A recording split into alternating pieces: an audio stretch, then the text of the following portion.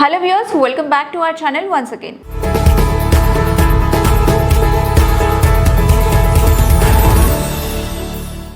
ఈ వీడియోలో మనం చాలా ఇంపార్టెంట్ ఆల్సో కొంతమంది పేరెంట్స్ అండ్ స్టూడెంట్స్ భయపడే ఒక సెన్సిటివ్ విషయం గురించి మాట్లాడుకుందాం. అదే ఐఐటి జేఈఈ కోచింగ్ నేమ్తో కొన్ని పెద్ద పెద్ద ఇన్స్టిట్యూషన్స్ ఇప్పుడు ఫాలో అవుతున్న అడ్వాన్స్డ్ ఓన్లీ స్ట్రాటజీ వల్ల స్టూడెంట్స్ ఫ్యూచర్ అనేది ఎలా ఎఫెక్ట్ ఉంటుంది, సో దీని వెనక ఉన్నటువంటి ఫ్యాక్ట్స్ ఏంటి అనేది ఈ వీడియోలో మనం క్లియర్ గా చూద్దాం.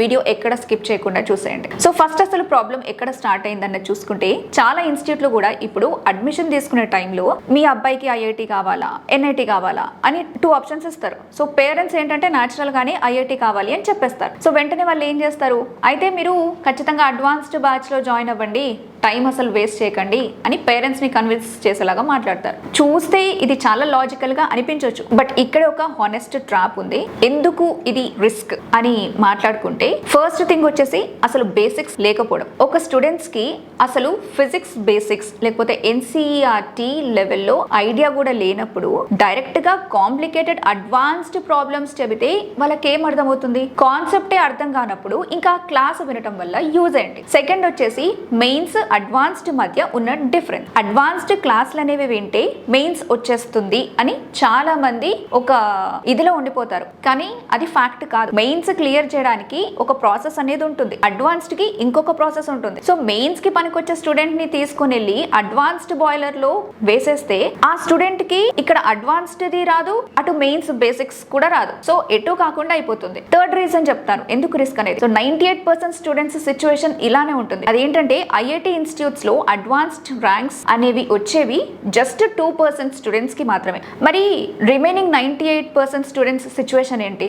Average and below average students ని కూడా అడ్వాన్స్ క్లాస్లలో కూర్చోబెట్టేస్తారు. అర్థం కాని కంటెంట్ ని ఊరికే చెప్పడం వల్ల ఏమవుతుంది, ఆ పిల్లలు ఆ టైంలో ప్రెషర్ అనేది ఫీల్ అవుతారు. సో ఒకసారి ఆలోచించుకోండి. అండ్ ఇక్కడ ఏంటి, పేరెంట్స్ అండ్ స్టూడెంట్స్ అబ్జర్వ్ చేయాల్సిన థింగ్స్ కూడా కొన్ని ఉన్నాయి. అవేంటంటే, స్టార్టింగ్ లో మార్క్స్ ఒకవేళ తక్కువ వస్తున్నా కూడా అలవాటైతే పికప్ అయిపోతారులే అని ఇన్స్టిట్యూట్ వాళ్ళు ఒక హోప్ క్రియేట్ చేస్తారు. కానీ అది స్టూడెంట్ ఐక్యూ మీద డిపెండ్ అయి ఉంటుంది. ఈ ఎగ్జామ్స్ లో అకాడమిక్ బేసిక్స్ అనేవి లేకుండా వండర్స్ జరగవు ఇక్కడ కూడా.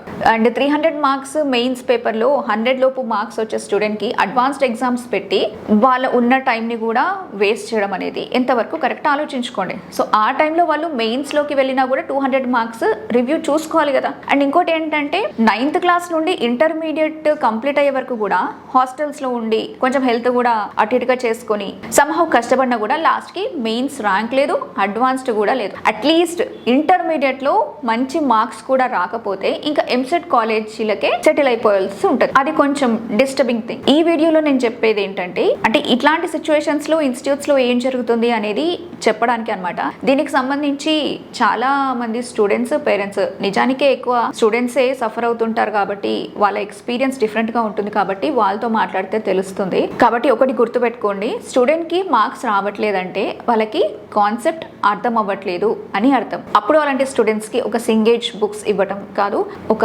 ఎన్సీఈఆర్టీ బుక్స్ తో కాన్సెప్ట్ ని స్ట్రాంగ్ చేసే అవకాశం ఉంటుంది. సో స్టూడెంట్స్ కి కూడా ఏం చెప్పాలనుకుంటున్నానంటే, మీ లెవెల్ ని బట్టే మీరు ప్రిపరేషన్ అనేది చేసుకోండి. ఫస్ట్ బేసిక్స్ నేర్చుకోండి, ఆ తర్వాతనే అడ్వాన్స్ లెవెల్ కి వెళ్ళండి. అంతేకాని పేరెంట్స్ చెప్పారనో లేకపోతే వేరే వాళ్ళు చేసేస్తున్నారనో కింద మీద పడి రిజల్ట్ కూడా రాలేని సిచ్యువేషన్ అయితే తెచ్చుకోవద్దు. మరి ఈ విషయం మీద మీ ఒపీనియన్ ఏంటి అనేది కూడా మీరు కమెంట్ చేయండి. ఆల్రెడీ ఈ ఎక్స్పీరియన్స్ని ఫేస్ చేసిన స్టూడెంట్స్ ఎవరైనా ఉంటే what did you feel, like మీకు ఎలా అనిపించింది ఓవరాల్గా అనేది కూడా చెప్పండి. పేరెంట్స్ ఎవరైనా ఉంటే కూడా ప్లీజ్ టు షేర్. ఇది వాటి వీడియో నచ్చితే లైక్ చేయండి. అండ్ ఆల్సో ఇది మీకు నిజం అనిపిస్తే వేరే వాళ్ళతో కూడా ఖచ్చితంగా వీడియోని షేర్ చేయండి. మరొక వీడియోతో మళ్ళీ కలుద్దాం.